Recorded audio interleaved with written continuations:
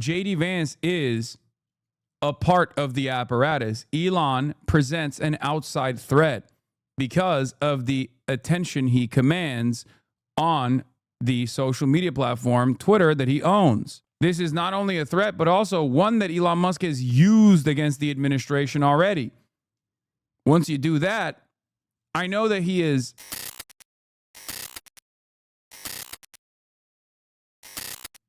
There is more from Caroline Leavitt's press conference this morning where the White House condemned the radical Democratic Party. The heartwarming response from the overwhelming majority of the American people over the past 2 weeks is all of the proof that you need.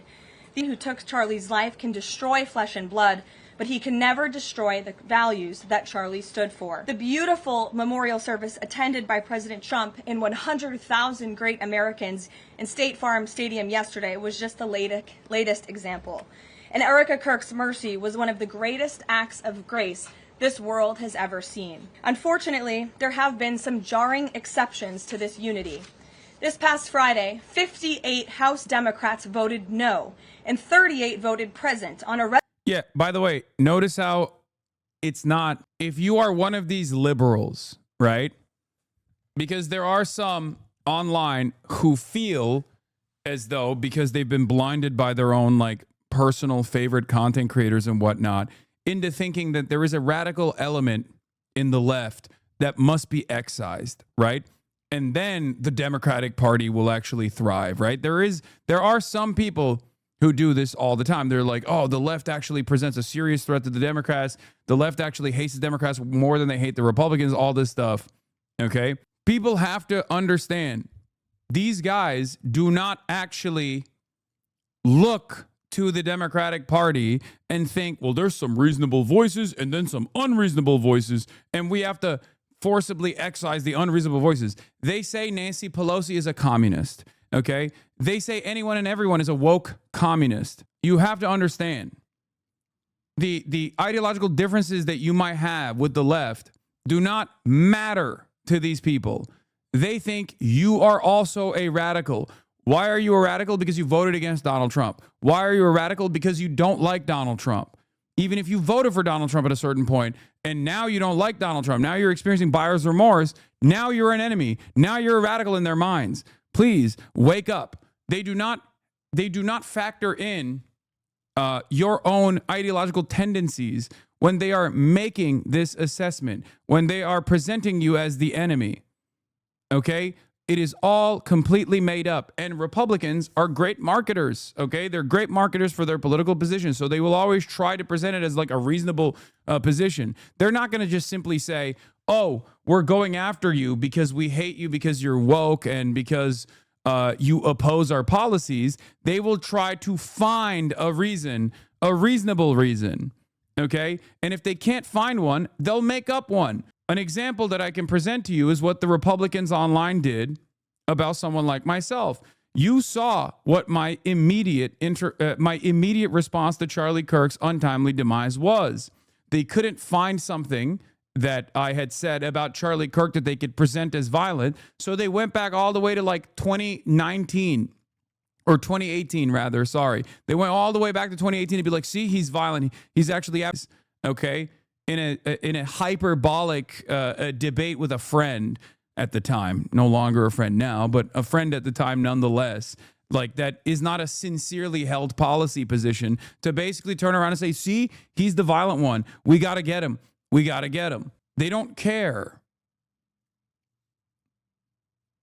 The goal here is always to try to present, for the Republicans, the goal here is to try and present a reasonable argument for an incredibly unreasonable form of prosecution. Resolution that simply stated condemning in the strongest possible terms the of Charles James Kirk in all forms of political violence. There were no strings attached to this vote. This was a simple gesture of human decency to denounce political violence. A number of those same Democrats took to the House floor to smear Charlie Kirk's name. The man wasn't even buried yet, and Democrat members of Congress were denigrating his memory on the floor of the House of Representatives. This was truly a sad moment and a clear reflection of how radical the Democrat Party has become. Yeah, like that's a great example of this, right? The way they designed that the way they designed that messaging bill wasn't just to say, like, we want Charlie Kirk to be memorialized, which, by the way, is ridiculous in and of itself. But the way they designed that messaging bill was so that they can attack people who voted against it. They do this all the time. Democrats do this all the time as well, but Republicans love doing this thing where they'll be like, oh, you have to memorialize Charlie Kirk as a deity. And also, this bill is not just about memorializing Charlie Kirk as a deity, but also condemning political violence. That's the way that they did it. It's similar to like being like, oh yeah, you have to memorialize Charlie Kirk and you have to kiss our feet. And also in this messaging bill, we're saying that puppies is actually bad and wrong. And then when you say, wait, what do you mean kiss our feet and memorialize Charlie Kirk? I don't want to fucking vote for that. They go, whoa, you want the puppies. It seems like the Democrats are now the party of puppies. Wow, I can't believe it. Why do the Democrats want to fucking puppies? It's right there. They voted against it. Clearly, they wanted puppies. Look at that. Like, that's what they're doing. That's what they're doing. That's what this is. Of course, no Democrat condones political violence. It is just a convenient narrative device that these guys have slammed on to the fucking actual heart of the bill, which is to memorialize Charlie Kirk. So anyone that takes that seriously and anyone that looks at that and goes, well, don't you think it's a bad look to not condemn political violence? You are a fucking sucker. You are a fool. You are playing into their game. Some of the dumbest people on the planet are able to do this trick, are able to play this trick, this rhetorical trick on someone like yourself. It is ridiculous. Stop. Anyway, Donald Trump was asked about his conversation with my number one op. Damn, you're the only streamer I follow on Twitch app, and I had to scroll through 4 or 5 strangers before I find your broadcast. Everyone keeps saying Twitch is like blacklisting me. Maybe that's the case. Okay? I don't think that is the case, though. And it's fine. Okay? It's fine. It's true, HasanAbi. They have done so in the past, so it's not surprising if they've done it again. Okay? Here, I'll go in incognito and disprove this immediately. I'm incognito. I'm not logged in. I show up on the fucking front page, front and center, and I show up on the sidebar, front and center as well. So I guess you're not right, okay? Sometimes you have to understand that it's probably because the app is dog shit, okay? It's probably because the app is bad. That's it. Mr. President, everyone's saying that Charlie brought you and Elon back together. Is that true? Well, Elon came over and said hello. No, it's nothing to do with that. I thought it was nice. He came over, we had a little conversation. I told you he's not. He's not. I don't know if Trump is quick to forgive and forget, especially when it's someone that he might hold responsible for how much people have hit him on the Jeffrey Epstein stuff. I think Donald Trump is narcissistic. I think Donald Trump is too narcissistic to be convinced by Elon Musk trying to curry favor back with the administration. But I don't know. We'll see. A very good relationship, but it was nice that he came over. Dana White was there, the great Dana White. The big question is having the UFC fight I know you won't accept tickets because you're with the fake. JD Vance called him Hitler, dude. Yeah, he don't give a fuck about that. Are you kidding me? Also, JD Vance is a brown noser. JD Vance is a part of the apparatus. Elon presents an outside threat because of the attention he commands on the social media platform, Twitter, that he owns. This is not only a threat, but also one that Elon Musk has used against the administration already. Once you do that, I know that once you do that, even if at a certain point, Trump is always willing to let bygones be bygones, I think it takes a lot more time. And there's other competing factors here that will cause him to recalculate this relationship and maybe not be so open-minded about like aligning with Elon ever again. Yes, you're not allowed to accept tickets, but we're going to have a UFC fight right at the White House. And we're going to end up probably 6,000 people in front of the White House. And then on the ellipse, we're going to have 80 or 90,000. It's going to be an unbelievable event. But a lot of people are talking about it. Disney is bringing him back on. More importantly, here's what Elon Musk said about this, by the way. Benny Johnson tells the story behind the scenes of Elon Musk reuniting with Trump at the Charlie Kirk Memorial. Now, Charlie Kirk really wanted Elon Musk and Trump to get along, for the record. Right? He did. He openly stated it. Many right-wingers were actually very sad. It was like their fathers were divorcing their two gay dads. Does that matter to Donald Trump? Not even one bit. I don't think that Donald Trump gives a shit about Charlie Kirk beyond how he can use Charlie Kirk's memory to, go after comedians who annoy him. Okay? But let's hear what Elon Musk's own perspective on the issue was. All the cabinet secretaries got to see a lot. Elon Musk came by a couple times. And I just want to use Elon Musk as a example of the power of Charlie's legacy. Elon Musk and Donald Trump had a bit of a falling out. Maybe you've heard of it. And that sucked, especially for guys like Charlie, who were coalition builders. Charlie Kirk was thanked on stage by Donald Trump himself for bringing together RFK Jr. and MAHA movement. Donald Trump says, Charlie created MAHA. I don't think Charlie ever will get the credit that he deserves for doing that. But also, Charlie Kirk brought together massive coalitions of, well, at any Turning Point event, you can find Candace Owens, Ben Shapiro, and Tucker Carlson sharing the same stage, right? Maybe not together, but they're all there, right? To give an opportunity to project their worldview, right? Charlie was constantly doing that, constantly bridging gaps, constantly fusing together, because he realized that if we don't hang together, we will surely hang separately, which is exactly what Elon Musk told me. So backstage, Elon Musk embraces Erica Kirk, and she's crying in his arms, and they're hugging, and it's really profound. This was after the speeches. This was after the program. And this is the words that Elon Musk said to us in this small little group with Erica Kirk. And he said, this is why I was proud to sit with my president. This is what he called Trump, my president today.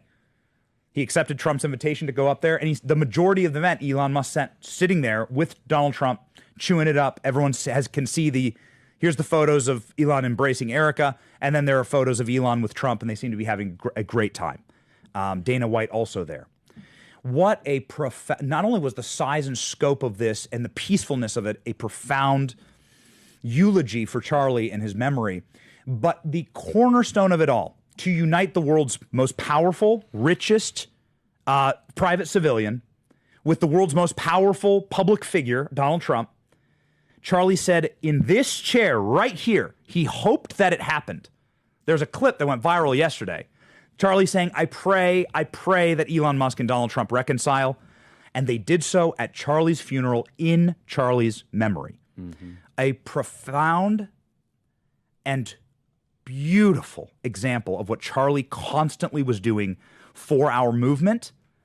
And he fused together the greatest schism that we've seen in the nascent Trump administration.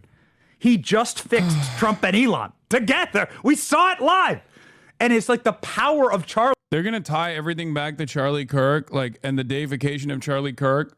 And this is yet another version of that. I'm not so certain how much Donald Trump will give a shit. Who knows? We'll see. Crying out.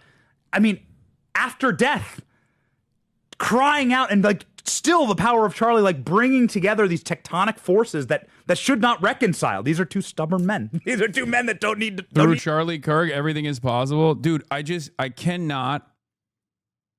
I don't know where to begin to talk about this, but look.